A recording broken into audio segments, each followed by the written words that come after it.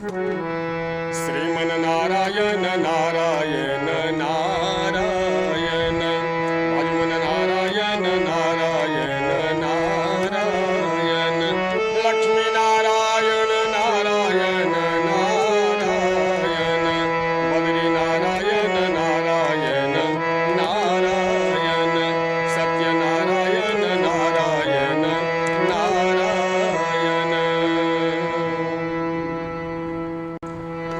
प्रेम से बोलिए वृंदावन बिहारी लाल की जय, एकादशी महात्म की जय, पुरुषोत्तम भगवान की जय।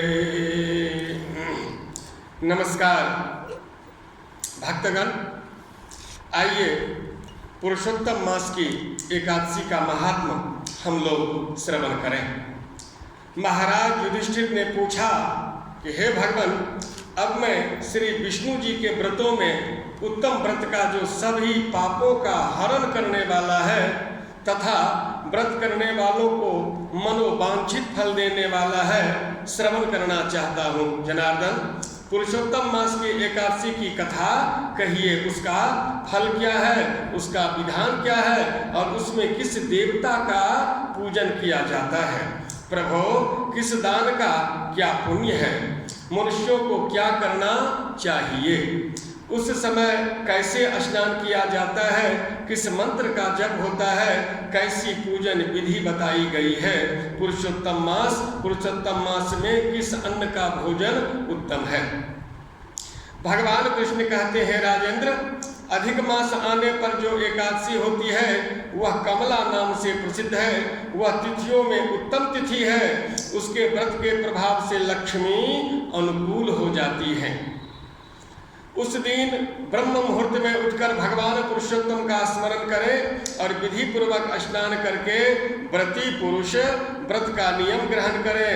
घर पर जप करने का 1 गुना, नदी के तट पर 2 गुना, गौशाला में 1000 गुना, अग्निहोत्र के गृह में 1100 गुना, शिव के क्षेत्र में, तीर्थ में, देवताओं के निकट तथा तुलसी के समीप 1,00,000 गुना और भगवान विष्णु के निकट अनंत गुना फल मिलता है। अवंतीपुरी में शिव शर्मा नामक एक श्रेष्ठ ब्राह्मण रहते थे। उनके 5 पुत्र थे। उनमें जो सबसे छोटा था वह पापाचारी हो गया। इसलिए पिता तथा स्वजनों ने उसे घर से त्याग दिया, घर से निकाल दिया। अपने बुरे कर्मों के कारण निर्वासित होकर वह बहुत दूर वन में, जंगल में चला गया। दैवयोग से एक दिन वह तीर्थराज प्रयाग में जा पहुंचा। भूख से दुर्बल शरीर और दीन मुख लिए उसने त्रिवेणी में स्नान किया। फिर भूख से पीड़ित होकर वह वहां मुनियों के आश्रम खोजने लगा। इतने में उसे वहां हरिमित्र मुनि का उत्तम आश्रम दिखाई दिया। पुरुषोत्तम मास में वहां बहुत से मनुष्य एकत्रित हुए थे। आश्रम पर पापनाशक कथा कहने वाले ब्राह्मणों के मुख से उसने श्रद्धापूर्वक कमला एकादशी की महिमा सुनी, जो परम पुण्यमयी तथा भोग और मोक्ष प्रदान करने वाली है। जय शर्मा ने विधि पूर्वक कमला एकादशी की कथा सुनकर उस सब के साथ मुनि के आश्रम पर ही व्रत किया। जब आधी रात हुई तो भगवती लक्ष्मी उसके पास आकर बोली, हे ब्राह्मण, इस समय कमला एकादशी के व्रत के प्रभाव से मैं तुम पर बहुत प्रसन्न हूँ और देवाधिदेव श्री हरि की आज्ञा पाकर वैकुंठ धाम से आई हूँ। मैं तुम्हें वरदान देना चाहती हूँ। ब्राह्मण बोला, माता लक्ष्मी, यदि आप मुझ पर प्रसन्न हैं तो वह व्रत बतलाइए जिसकी कथा वार्ता में साधु ब्राह्मण सदा संलग्न रहते हैं, मैं भी रहूंगा। लक्ष्मी ने कहा, ब्राह्मण, एकादशी व्रत का महात्म्य श्रोताओं के सुनने योग्य सर्वोत्तम विषय है। यह पवित्र वस्तुओं में सबसे उत्तम है। इससे दुःस्वप्न का नाश तथा पुण्य की प्राप्ति होती है। अतः इसका यत्न पूर्वक श्रवण करना चाहिए। उत्तम पुरुष श्रद्धा से युक्त हो, 1 या आधे श्लोक का पाठ करने से भी करोड़ों पातकों से तत्काल मुक्त हो जाता है। जैसे मासों में पुरुषोत्तम मास, पक्षियों में गरुड़ तथा नदियों में गंगा श्रेष्ठ है, उसी प्रकार तिथियों में द्वादशी तिथि उत्तम है। समस्त देवता आज भी एकादशी व्रत के ही लोग से भारतवर्ष में जन्म लेने की इच्छा रखते हैं।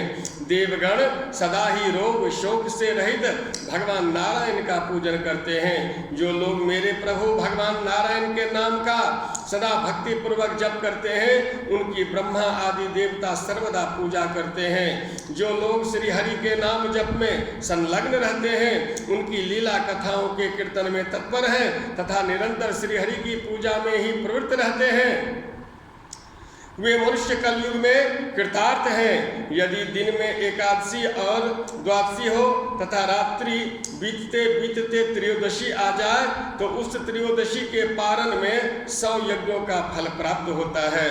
व्रत करने वाला पुरुष चक्र सुदर्शनधारी देवादिदेव श्री विष्णु के समक्ष निम्नांकित मंत्र का उच्चारण करके भक्ति भाव से संतुष्ट चित्त होकर उपवास करें।